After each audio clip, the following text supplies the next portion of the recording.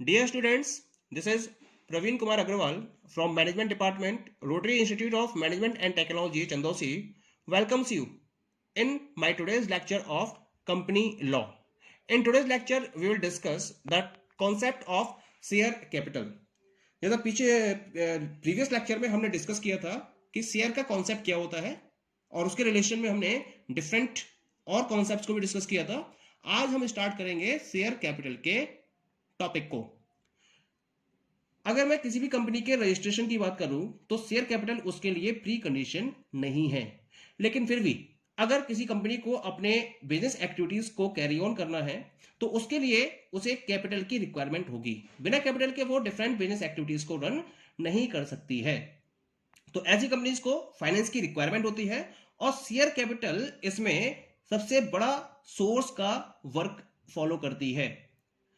किसी भी particular company को विद और विदाउट शेयर कैपिटल रजिस्टर्ड किया जा सकता है, लेकिन बिना शेयर कैपिटल के बिजनेस एक्टिविटीज को रन नहीं किया जा सकता है. अगर हम कंपनीज के रिलेशन में बात करें तो कैपिटल का मतलब होता है share capital. It means capital and share capital are synonyms in relation to companies. Companies के रिलेशन में चाहे हम कैपिटल कहें या शेयर कैपिटल कहें, दोनों एक दूसरे के सिनोनिम्स होते हैं. अगर हम इसको प्रॉपर्ली डिफाइन करें तो एक डेफिनेशन इसकी बनती है. This is the definition. Share capital means the capital of the company expressed in terms of rupees divided into shares of fixed amount. इसका मतलब यह हुआ कि जब कंपनी शेयर्स के, क्योंकि शेयर कैपिटल को शेयर्स के इश्यू के बेसिस पर अरेंज किया जाता है. ये पूरा प्रोसीजर हम पीछे स्टडी कर चुके हैं. शेयर्स को इश्यू करके जो अमाउंट अर्न किया जाता है या जो कैपिटल रेस की जाती है उसको हम शेयर कैपिटल का नाम देते हैं. इसका मतलब हम क्या करते हैं, हम इसको नंबर ऑफ फिक्स्ड अमाउंट के शेयर्स में डिवाइड करते हैं और इसको हम मनी के टर्म्स में या रुपीस के टर्म्स में एक्सप्रेस करते हैं. तो ऐसी कैपिटल को हम शेयर कैपिटल का नाम देते हैं.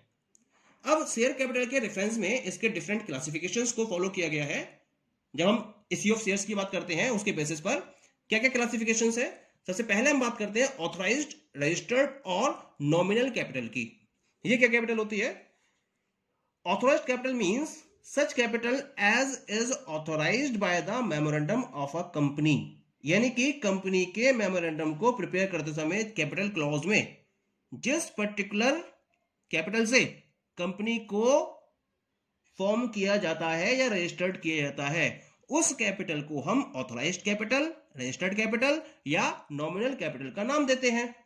This is the maximum amount of share capital of the company. ये कंपनी की मैक्सिमम अमाउंट होती है जो कंपनी अपने ऑपरेशंस में अरेंज कर सकती है, जिसको उसे रजिस्ट्रेशन के टाइम पर अपने कैपिटल क्लॉज में मेंशन करना कंपलसरी होता है. ओके, अब हम सेकंड की बात करते हैं. The second one is the issued capital. ये क्या होती है issued capital? It is that amount of nominal capital which is issued by a company for subscription.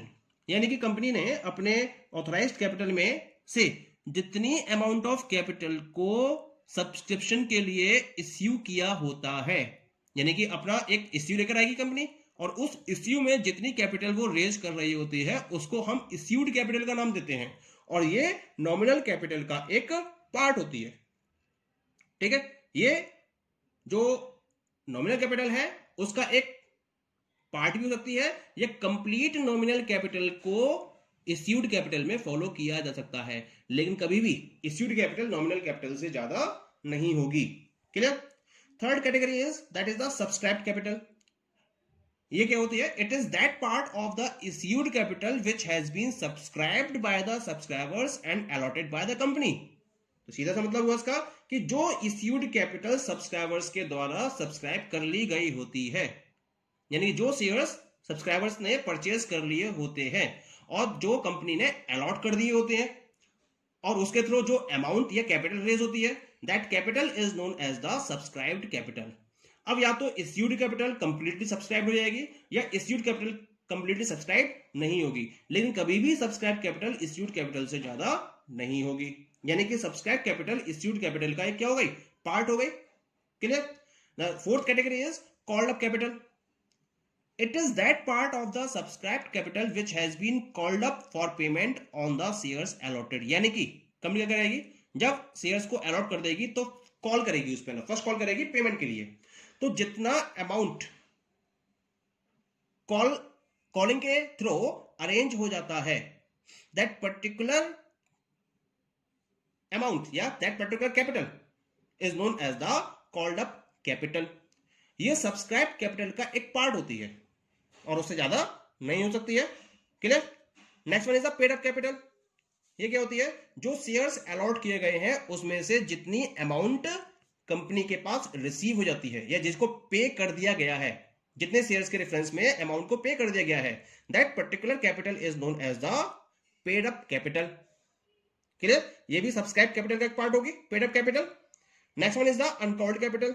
ये सब्सक्राइब कैपिटल का वो पार्ट होती है जिसके लिए कॉल्ड अप नहीं किया गया है या जिसके पेमेंट के लिए कंपनी ने कोई भी डिमांड नहीं की है। किस पर? जो शेयर्स उसने अलॉट किए हैं, जिन शेयर्स को अलॉट किया है और उनमें से अगर कंप्लीट पेमेंट के लिए डिमांड नहीं की गई है कंपनी की तरफ से अभी भी, तो जो कैपिटल बची, that capital is known as the uncalled capital.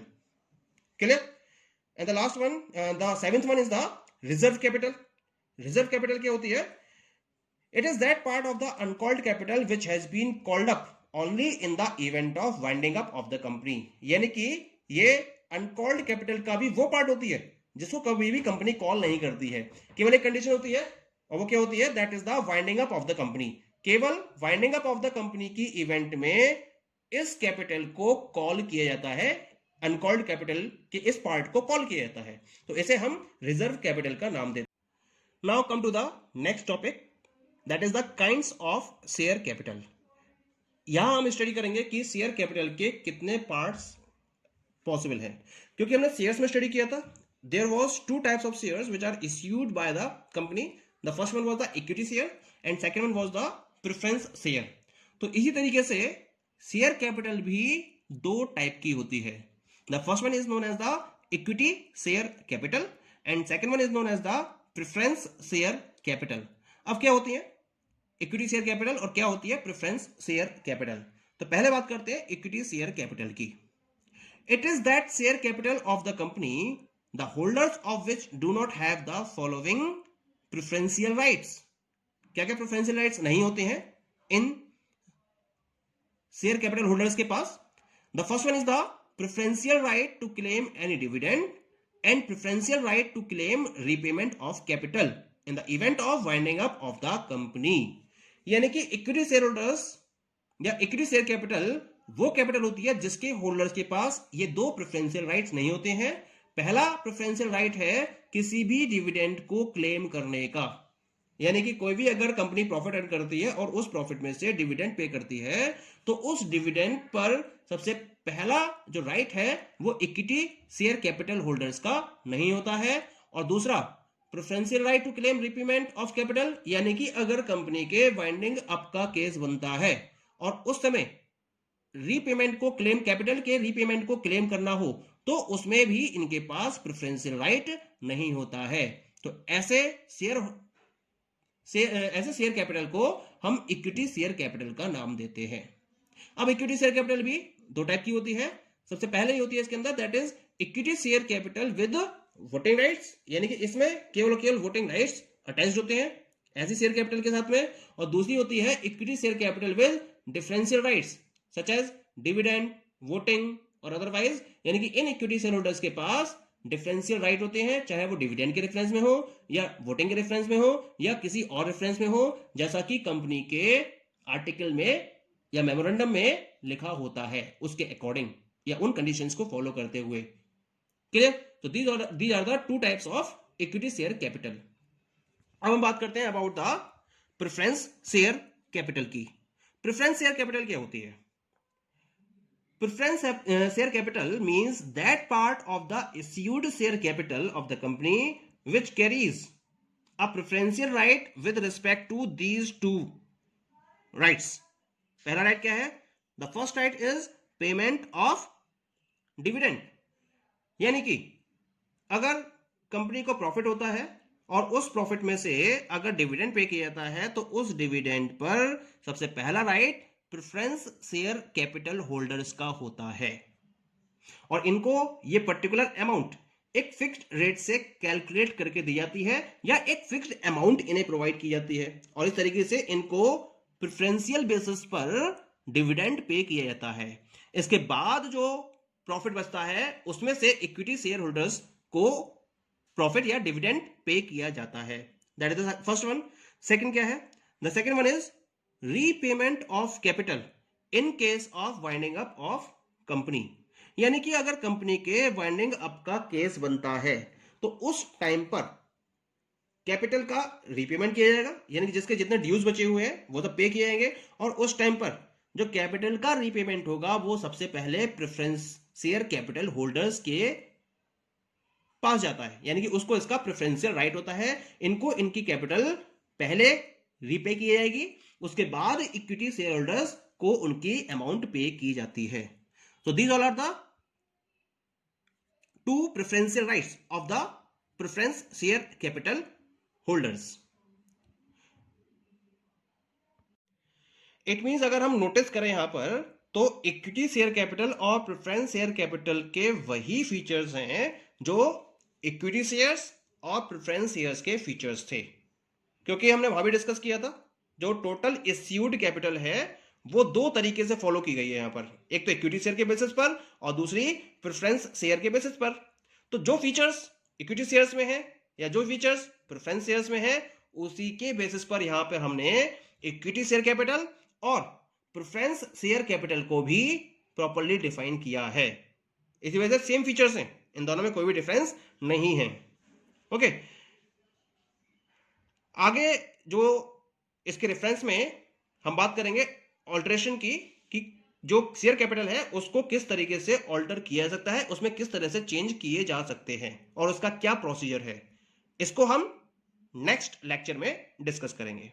Okay, thank you.